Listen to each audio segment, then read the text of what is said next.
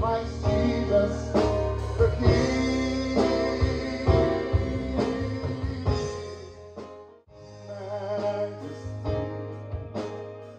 I remember yesterday when we found out, no, it's not in Hartford, it's in Stamford. I was tired, and I kept on looking at the GPS. All right, 50 miles, 40 miles, 25 miles. At last, we're getting closer and closer. So, you could just imagine what Isaiah was saying, behold, the kingdom of God is coming. It was still thousands of miles. Amen. All right? But for John the Baptist, it's at hand.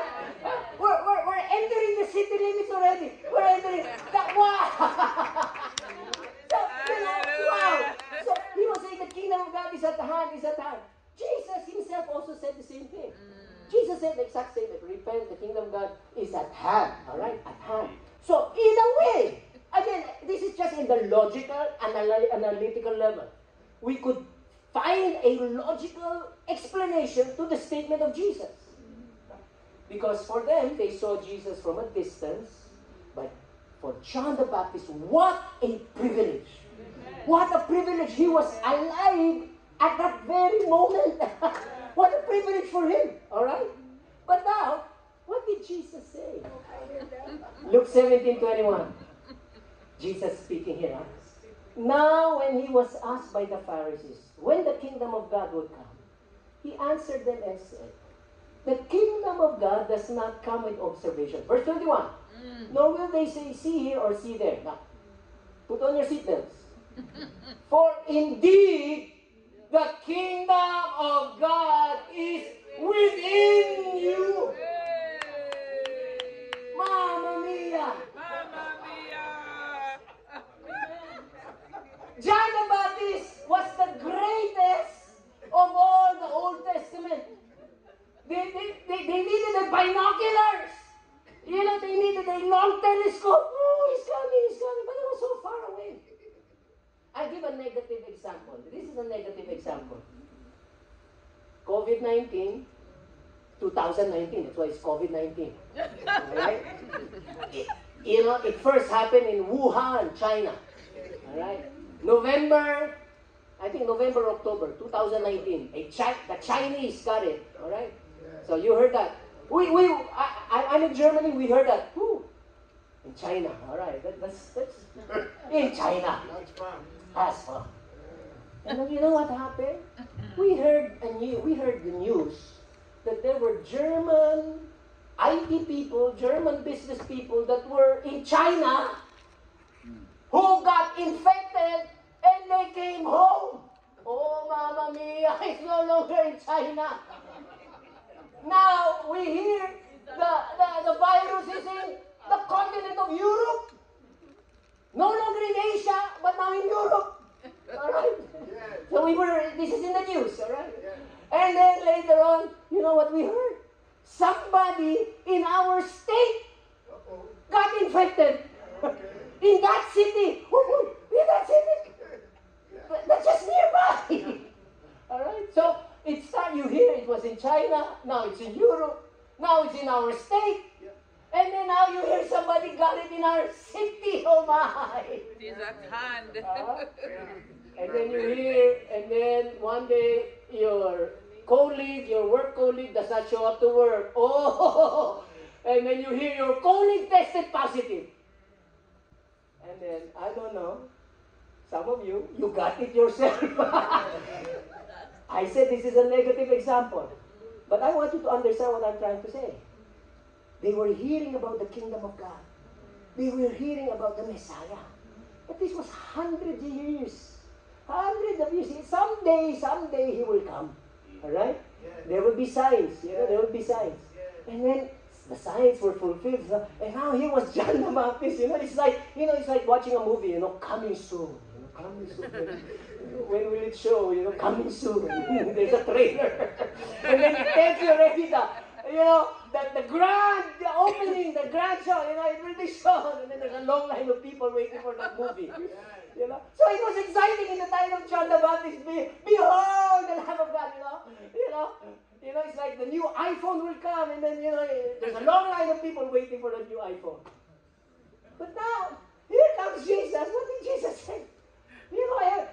Baptist was said, the kingdom of God is at hand. And then Jesus says, the kingdom of God is within you. That's why let's go back to the verse. Let's go back to the verse. What did Matthew 11? I'm trying to look for my pointer here. Cannot find the pointer. Let's go back. Truly I say to you, among those born of women, there has arisen no one greater than John the Baptist. Yet, yet, the one who is least in the kingdom of heaven is greater than John the Baptist. My God. My God. Are we reading the same verse? Oh, yes, Lord. Wow, the ski jumper. God. Wow, far. And he was John the Baptist, he set the record. He set the record. He saw Jesus. He pointed Jesus. And then you see the name of John the Baptist there. Yeah? He's the world record holder. He was the greatest. And then here comes a Johnny come lately. He's just a skinny guy. He jumps farther than John the Baptist. The Bible says we are the body of Christ, right? Yes. We are the body of Christ. Yeah, we Filipinos, we need to overcome the inferiority complex, because we were colonized by Spain. We were colonized by America. The Japanese came during World War II. There was always somebody ruling over us. So in a conference like this, a Filipino, if he wants to sit in front, how does he walk? If he's coming from the back, he will walk this way, Oh, really? Because he doesn't want to bother anybody, So anyway, if you're suffering from inferiority complex, maybe you think, body of Christ, you know what? In the body of Christ, maybe I'm the sole of the foot. I'm the least, I'm a nobody. I'm not a prophet. I'm not like this and like that. You're always looking down on yourself. But you know what Jesus said? Of course, that's not true. But whatever part you are in the body of Christ, according to Jesus, you are greater than John the Baptist.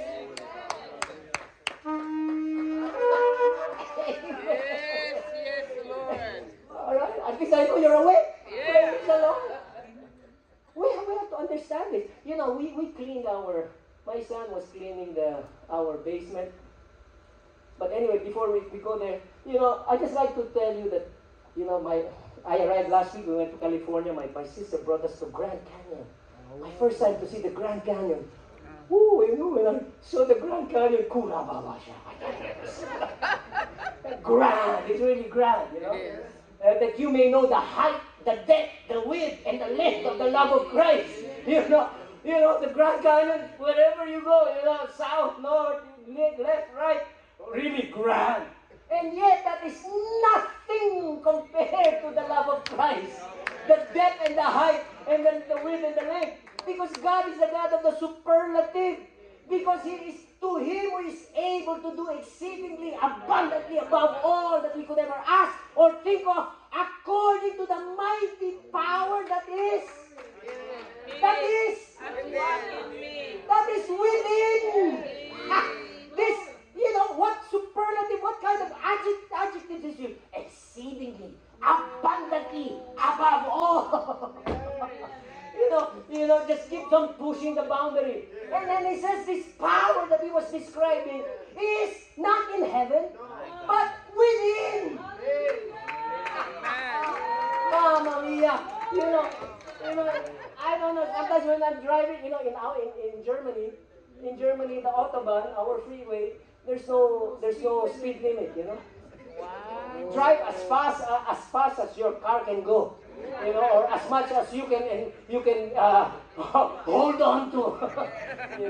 We could sometimes I don't tell that to everybody, but when I'm late for church, 200 kilometers or 120 miles, 120, 125, and then I still have to go to the side because there's somebody already at my back.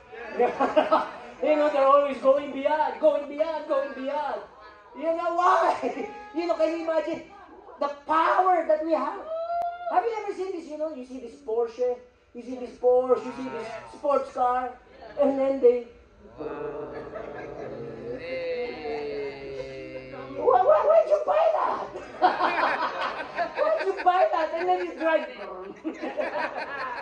And that's the thing with so many Christians. There's so much horsepower inside. Hey, And then it's so strong.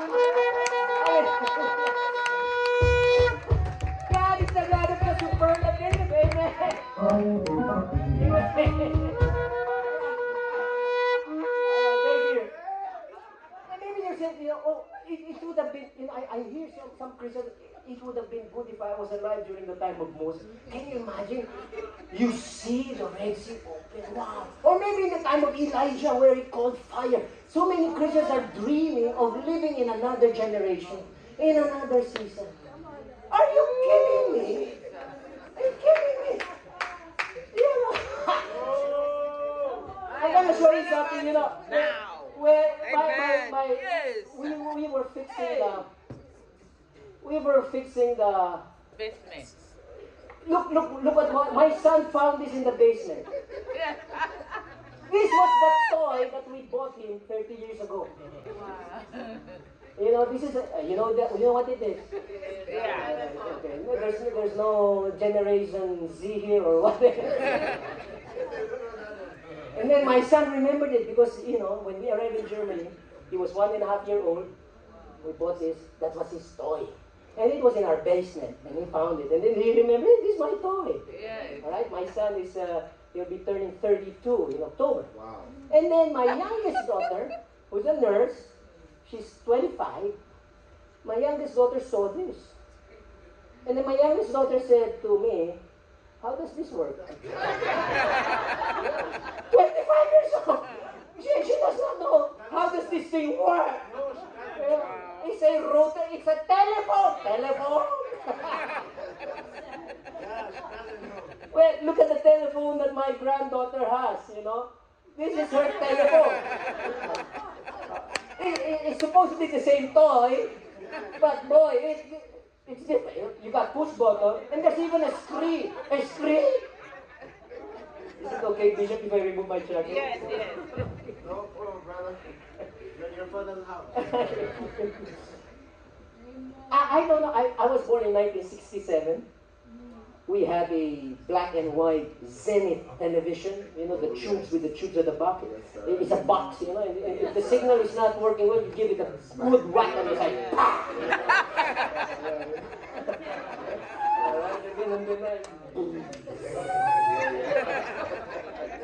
And I remember watching the cartoons that I loved as a kid, the Jetsons. Yeah. The Jetsons. It was a science fiction. And I remember I was so fascinated because they were talking to each other. The guy was just holding a gadget, and they could see each other, and he was talking to somebody far away. And that was cartoons. And that was science fiction. Today, it's not fiction. All right, it's FaceTime, WhatsApp video, Messenger. We're living in the future. All right. I remember before, when you say the word telegram, it's a piece of paper. And it gets delivered by the mailman. That's that. Today, when you say telegram, It's an app. it's an app. Language are different now. The understanding is different. That's why when we say to my kid, you're a carbon copy of carbon copy. What's carbon copy? Because there's a carbon paper, before. My mother was a lawyer. She types, and then you have to really press the so that you make copies. That's why it's a carbon paper. Carbon paper. Today is JPEG. Google So, Docs. what I'm trying to say is, it's a different era. It's a completely different time we are living in. Amen. And somehow, I don't know, we are still living in the old. Look at Hebrews 8:13. In that he says, a new covenant. He has made the first obsolete. Yes. Now what is becoming obsolete and growing old is ready to vanish away. Now, don't think for one moment that I am telling you to throw away your Old Testament. Not at all. We have the whole Bible. Yeah. We read it from Genesis to Revelation. We study the Old Testament. You will see Christ in the Old Testament, right? So, not at all. Please have the 66 books. We study it. But we should be able to renew our mind. We are no longer living in the Old Testament. The veil is torn. Yes. All right? So when I'm talking about the greater than generation, what are we talking about? You know, by the way, you know, I'm sorry, I was going ahead of myself. Sometimes I get so excited. The PowerPoint is too slow for me. Yeah. Flow. I just like to say, let's go back to this, the former screen. I just like to say that it's not an accident that you and I are born in this time. And then maybe you're saying, you know, why am I here? Why am I in Connecticut? Why am I in this country? Why am I in this city? Why am I in Bronx? Well, the Bible says that He has made from one blood every nation of men to dwell on all the face of the earth and has determined their pre-appointed times and the boundaries of their dwellings. I remember when I was a kid, I was thinking, why am I a Filipino? You know, hot! It's hot here! You know, why was I not born in New York? Why was I not born in the States? Why? Filipino, you know, and then, you know, we go through all the, you know, the Philippines, the economy is not as good as it.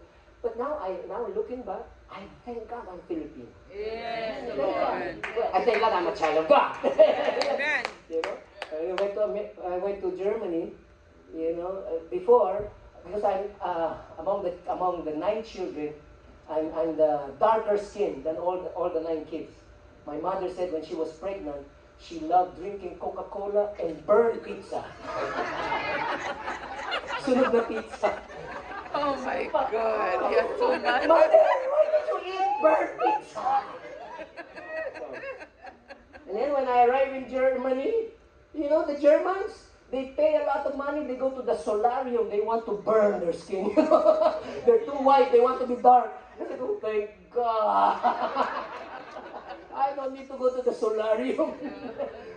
But anyway, the point is, it's not an accident. It's God who pre-appointed. Now, Hebrews was talking about the relay race. You know, usually in a relay race, you got 4 runners, right? With a baton. And usually, I don't know, but usually the best runner is the last runner. Because he's the one who's going to cross the line, right? Well, we're living in the last of the last days. I don't know what the Lord saw in you and me, but we are alive in the 21st century. The signs of the coming of the Lord are being fulfilled one after the other. It's a domino effect. It's just so fast. The Maranatha, come Lord Jesus. And I believe we're the last run. If not, our children are the last runners or grandchildren, but definitely we are in the last of the last days. And God chose us to be pre-appointed that you and I be alive today. What a privilege. What a privilege. It's all by grace. And that's why it says that God, having provided something better for us, that they should not be made perfect apart from us. I thank God I'm alive in the 21st century. Praise the Lord. Hallelujah. All right. Still awake? Yes. Amen. All right. Well, let's look at some Bible characters, because we're talking about the greater than generation. I believe that we are greater than Moses. Well, our generation is greater than the generation of Moses, the one who spoke to God in Mount Sinai, who received the 10 Commandments, whose face was shining. You're telling me that we are greater? Remember, our premise is Matthew 11:11. Of all born of women, nobody is greater than John the Baptist. Yet the least in the kingdom is greater. Now, that's our premise. That's our foundational verse. That's why we could carry on and look, compare in the sense to show us who we are. You know, in 2 Corinthians 3:11, unlike Moses, who put a veil over his face so that the children of Israel could not look steadily at the end of what was passing away. The glory that was in Moses was passing away. Wow.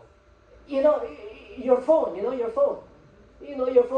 your phone, your battery is 100% when you just remove it from the plug. And then after a while, because you like to take so much pictures of me.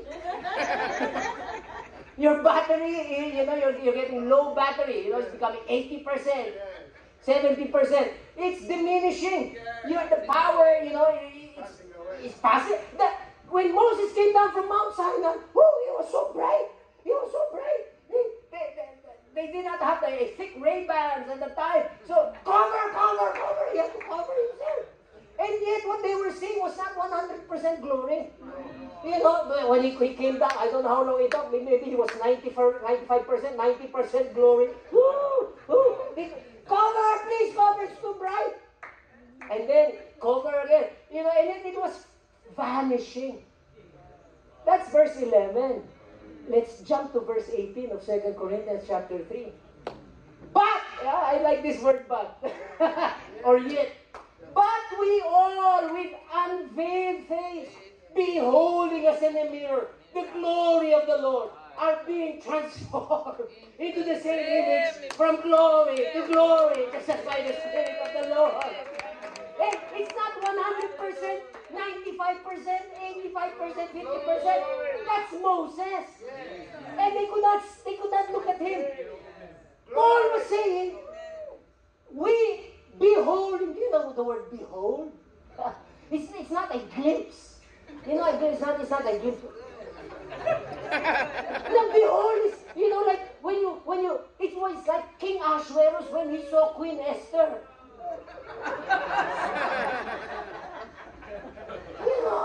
Oh la la. Behold, Miss Universe. And it says that we are beholding. What? Hallelujah. We can behold the glory of the Lord. Yes, Lord.